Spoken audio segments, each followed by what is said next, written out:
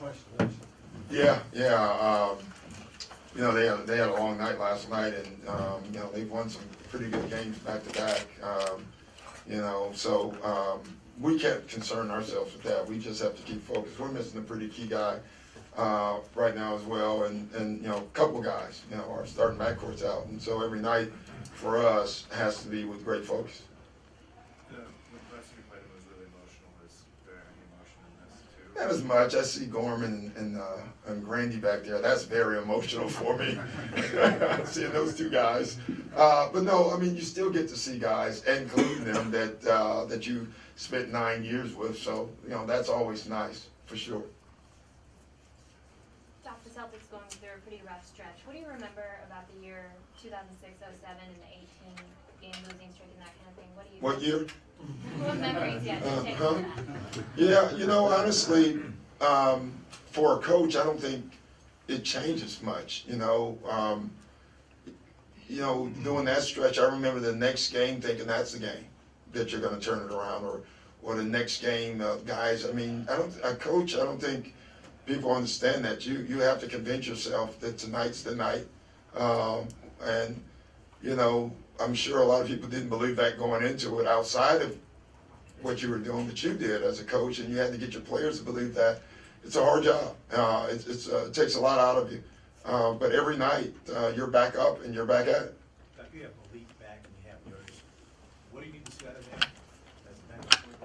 I don't know what I need to see out of them. I don't know if there's, you know, one thing you need to see out of them, but I just thought that it's good to have several options, you know, instead of, you know, and it probably woke me up a little bit more when DC went down in the game, and you're thinking, oh my gosh, you know, now Darren Collins is hurt. It looked like it at the time, and we'd already thought about bringing back Malik, but that probably crystallized it for me. I just think, you know, while Chris is out, it's good to have, you know, literally 3 guards that can play that position, and that's what we have. Yeah, he's healthy. Yeah. Rondo's, kind of fairly close to coming back. Yeah. Perhaps with an injury. How do you think when he comes back? He's coming back to a team that's really different. Yeah. A role, he's kind of last man standing. How do you think he's matured to the point?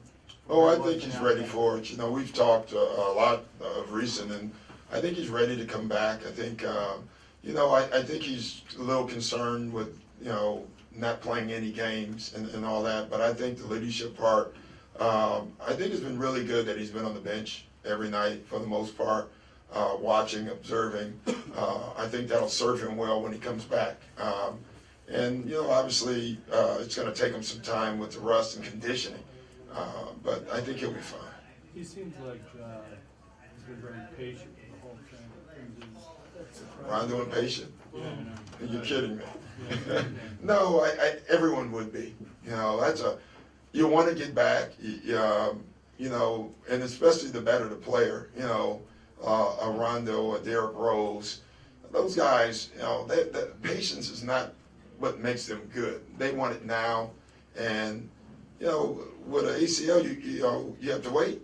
You just do. You look at football and RG3, and he just wanted to get back and probably should have waited more. And it's just a tough injury. There's no set timetable for anybody. That's the other thing.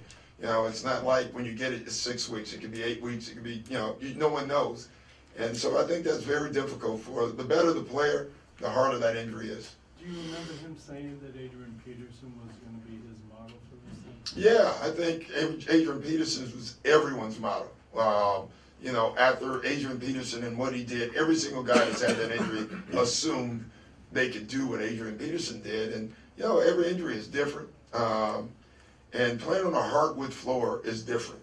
I know in football you get hit, but you're not turning with gym shoes on a hardwood floor, and that makes it a big difference. Doc, do you have any words of wisdom for Brad navigating through this transition? No, Brad's smart as me. I think actually Brad's smarter than me. There's no words that I can give him. He'll go through it. He'll be better because of it. I guarantee you, he will be. Doc, anything new on JJ or Reggie? Will either be able to go today? Neither one goes today. I think Reggie will probably be out for the next game as well. I think JJ has a very good chance of playing Friday. Coach, any possible comment on leadership or possible signing to? Well, we're looking at him. We're going to bring him in and work him out pretty soon, and that's all I can say.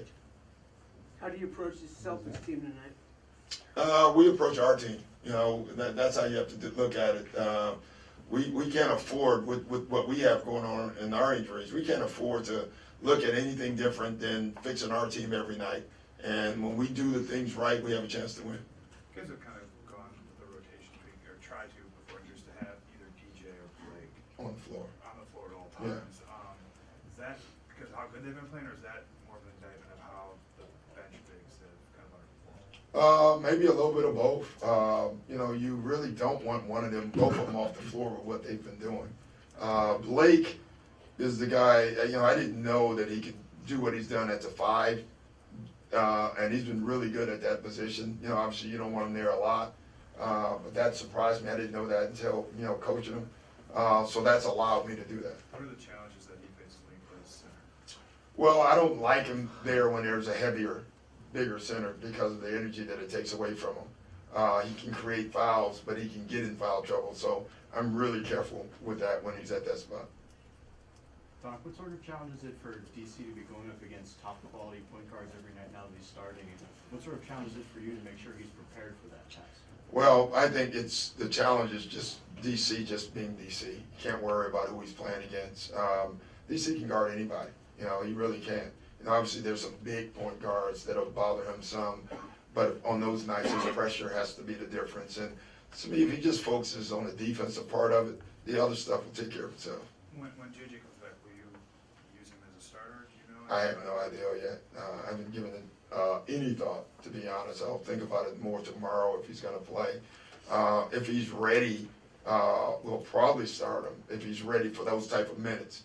I don't think he would be, you know, but I don't know. Thank you. Oh, you have one more. You can go. How are you enjoying the balancing act between the personnel decisions and coaching? It's not that hard right now. It's you know, Gary Sachs has been great. He does most of the work. You know, we sit in the office and decide on things. And other than that, once the season starts, I'm a coach. I'm focusing on coaching, and I let Gary and everybody else do all that other stuff. Thank you, everyone. Thank you. Thank you.